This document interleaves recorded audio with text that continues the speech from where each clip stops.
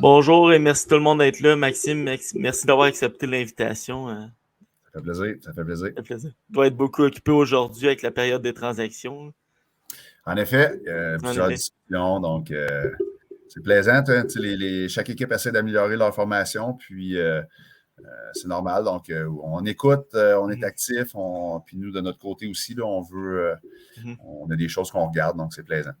En parlant de la première transaction, il y en a une aujourd'hui. Émile Beaunoyer qui s'en vient à Val-d'Or contre un choix de première ronde, troisième et cinquième ronde. Comment tu décrirais ce gardien-là? Écoute, nous, là, c'était important. Émile, là, on ne se cachera pas, là, il était dans les 3 premiers gardiens sélectionnés l'an dernier.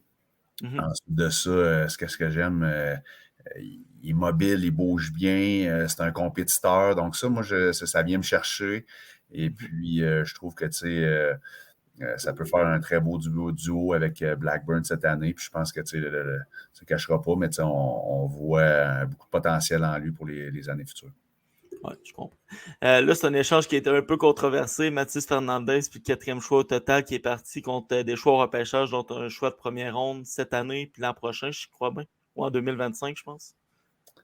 Écoute, C'est une grosse je sais pas qu'est-ce qui est controversé là-dedans, mais je vais vous dire, ben franchement, quand tu récoltes 2 choix de 1, 2 choix de 2, un 3, un 4, puis un 6, Ouais. je trouve qu'on fait, dans le fond, c'est une transaction, mais c'est 2 belles transactions. Puis je dirais même que c'est extrêmement bien payé de la part des Saguenayens. Puis, tu sais, sûr, on ne se le cachera pas, là, mais à cause de ça, on sélectionnait. Tu sais, quand on regardait notre grille de choix là, avant le repêchage, là, on avait un 1, on n'avait pas de 2, on avait un 3, on avait 2 4, mais tu sais, là, pour payer, tu sais, le monde, ils ne savent pas tout. Là, des fois, tu vois des transactions passer, un 5 pour un 4. Il a fallu donner un 4 cette année pour conclure la transaction de Barry. Donc, c'était pour ça qu'on a envoyé un 4 à Bécomo, on a annulé le 4, mais ils nous ont donné un 5. Donc, on a quand même fait une belle transaction là pour conclure ça. Et puis, ensuite de ça, on sélectionne 11, on sélectionne 15, on sélectionne 23 maintenant à cause de cette transaction-là, au lieu de sélectionner seulement un joueur à 4. Donc, je vais être honnête avec toi, c'est pas parce qu'on ne voulait pas repêcher 4, parce qu'à 4, on aurait eu un sapristi de bons joueurs.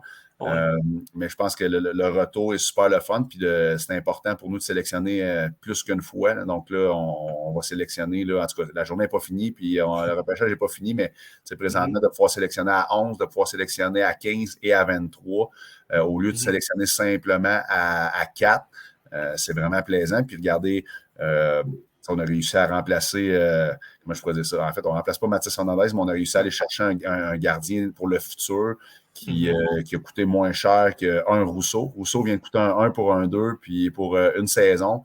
Nous, on vient de payer un 1 puis un 3. Donc, tu sais, pour probablement 4 saisons. Donc, je pense qu'on fait des belles choses, puis on avance, puis on est vraiment content de ce qu'on fait là. Ouais. Là, on avait une question. Je ne sais pas si ça t'a déjà arrivé. Comment dealer avec des joueurs qui ne veulent pas venir à Val-d'Or? Ça t'a déjà arrivé? Une question qu'on avait commencée. Pas vraiment. Pour vrai, comment je pourrais dire ça?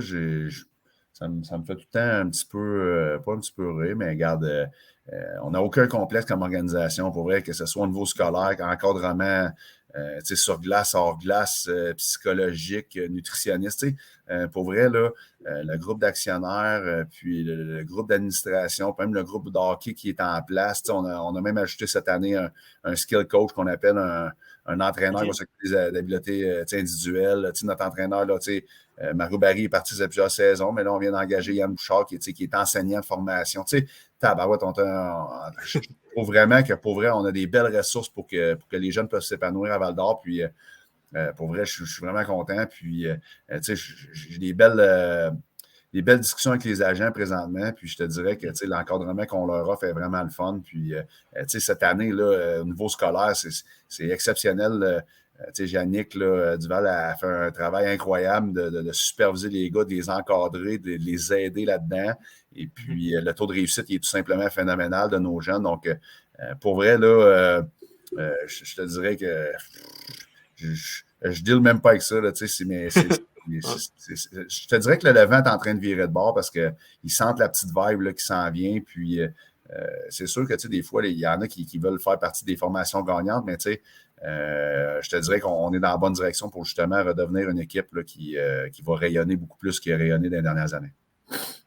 C'est bon. L'arrivée de Charles-Antoine Pilote de Gatineau, quelle importance va-t-il avoir dans le vestiaire? Je sais que ça va être un 20 ans, ça va être un leader. Écoute, Tabarouette, moi je le connais parce que je le connais en fait pour l'avoir coaché là, dans les Hockey Québec là, quand il avait 14-15 ans. Donc j'avais eu la chance de le côtoyer là. C'est un athlète incroyable. C'est pas juste un bon joueur de hockey, c'est un athlète dans plusieurs sphères là, de sport. Donc, mais au-delà de ça, moi je trouve qu'il apporte là, de l'expérience en série. Il y a une vingtaine de parties en série. Ensuite de ça, ça ne cachera pas, mais son 6-3-200, il n'est pas plate non plus. Non, Son expérience, son calme, il est mobile. Moi, je trouve qu'il bouge bien la rondelle. Donc, d'ajouter un défenseur comme ça sur ton top 4, là, ça va faire du bien. Puis, non, je trouve que c'est une belle acquisition. Puis, regarde, j'aime l'individu aussi. Là. C'est quelqu'un qui, je pense, qu'il va amener du leadership. Là. Puis, juste avec la discussion aussi qu'on a eue ensemble hier, super content de s'en venir. Donc, ça, c'est vraiment positif pour nous. Surtout que vous avez juste payé un choix de 4e ronde. C'est quand même un joueur qui va être important l'an prochain. Oui, fait que là, tu sais, tantôt, tu me parlais de notre banque de choix, tout ça. On n'a plus de choix de 4. Fait que c'est ça. C'est pour ça qu'à un moment donné, on veut rentrer du monde, on veut s'améliorer comme équipe, mais pour recevoir, il faut que tu donnes. Donc, la première grosse échange là, qui nous a donné 7 choix nous a permis un peu aussi de justement régler l'échange Barry avec Bécomo, nous a permis aussi de régler un 20 ans qui rentre. Donc, tu sais, des fois, on fait des moves pour pouvoir en faire d'autres, pour pouvoir se donner des munitions, puis c'est un petit peu tout ça. Là. Il va y avoir des décisions difficiles à venir au camp avec les 20 ans. Je comprends bien avec l'arrivée de pilotes, Doucet, Blackburn, Turgeon, il va y avoir des décisions difficiles à venir.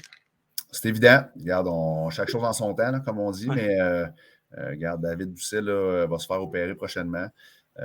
C'était supposé être hier, là, ça a été reporté la semaine prochaine, donc va se faire opérer. Donc, je serais surpris de le voir sur glace avant les fêtes.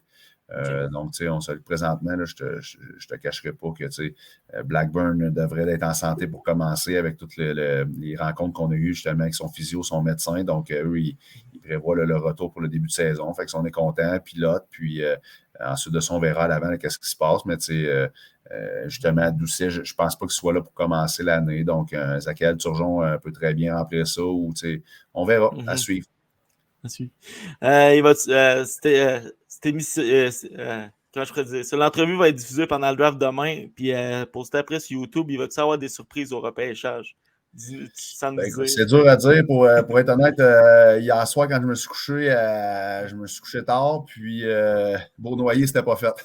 Ça s'est fait au déjeuner entre un petit café puis les œufs, puis on est allé finir ça dehors. On n'a pas fini notre assiette. Donc, tu sais, des fois, tu penses que tu es à des années-lumière, puis finalement, que ça s'approche, puis fait que c'est des grosses transactions. Là. J'ai hâte de faire un petit peu moins des grosses transactions. On dirait que tout ce que je fais, ça implique des choix de première ronde. Là. J'ai hâte d'en faire des plus faciles, comme on dit. Là. Mais non, mais regarde, c'est à suivre, pour vrai, à suivre. C'est sûr que je ne te cacherai pas qu'il y a beaucoup de personnes qui ont de l'intérêt pour notre 11, notre 15, même notre 23. Il est très en demande, mais on les aime, ces choix-là. Là, c'est des choix que on espère sélectionner à ces 3 rangs-là. Je pense que c'est 3 jeunes hommes qui vont peut-être avoir une chance de percer notre line-up. Donc, à suivre. Mais en même temps, si on peut, on a encore des petites facettes qu'on va améliorer. Fait que s'il faut se servir de ces choix-là pour faire des manœuvres, à suivre, on verra. Okay. Merci beaucoup, Max, pour cette entrevue, de m'avoir donné de ton temps un peu. Ça fait plaisir. Puis écoute, on suivait ça demain. Ça va être plaisant. C'est bon, merci. Salut là.